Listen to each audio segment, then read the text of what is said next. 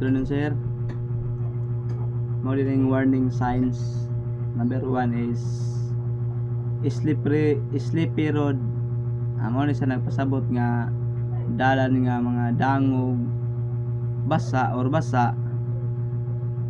nga kinahanglan jud nato maghinay ta sa dalan o sa paghinay po nato sa pag-brake kay kabalo naman ta dangog man jud na.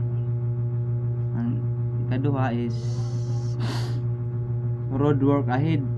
Mo ning gitawag nga naay mga ipantrabaho sa mga example ng mga construction nga dalan, tapos mga instruction sa mga sundon sa sign nila sa pag stop, go ana. Tapos ang ikatulo is pedestrian crossing. Ang kuan example niyan is mga eskwelahan, nangin ka mag-hinay-hinay diha kay tabukan ng mga estudyante. Kaupat is sharp curve ahead. Mo na yung nailiko nga delikado nga dili pwede kusgan ang dagan, dapat yun maghinay-hinay tayo. Ang ikalima is animal crossing.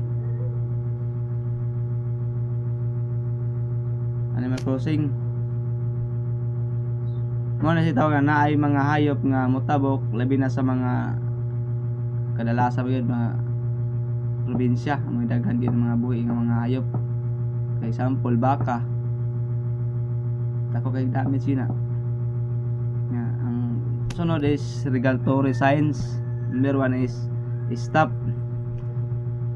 Kailangan nato na mahunong sa linya para makita atong mga naay motabok nga direction or bago ta moagi maglingi-lingi ito sa wala o tuo. Kadua is no parking. Dito basta-basta na parking na kanang bisan asara kay na magay mga ay kanang sample sa mga traffic enforcer di ma-violation tayo nana. Katulo is no U-turn. Bawal jud ka muliko og pabalik sa imong gianan kay mo nakakos og mga disasya. Ika-upat is speed limit. Dapat nagitay maximum na dagan para sa atwar po ng kagalingon na po na di mo lapas og kanang 70 ang kusog. Tapos next is informative signs. Number 1 is parking area. Mo nagpasabot na siya nga parking area kay morning sign nga diha jud ka parking mao nang lugara. Number 2 is hospital zone. Mo na hospital kinahanglan hinay og dili mag-horn kay naay pasyente. Dapat di magsabas-saba ana kay base na mga nervyoso dito, masamot na og mga kasakit. Number 3 is gas station. Nagpakita nga doon magpakalit og gasolina. Mo na nagbutan sa signboards dito na mga butang 50 km ahead. Mo na mga butang nila. 4 is bus stop. Mo diri ang bus stop is diri mo tindog og mo pick up ang mga bus.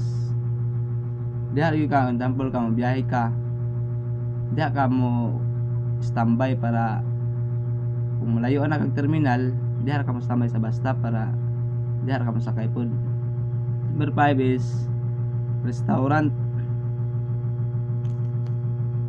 Mo nagpubutan sa signboard na restaurant para makita sa mga driver na pila na ka kilometro para maka ana silang napita.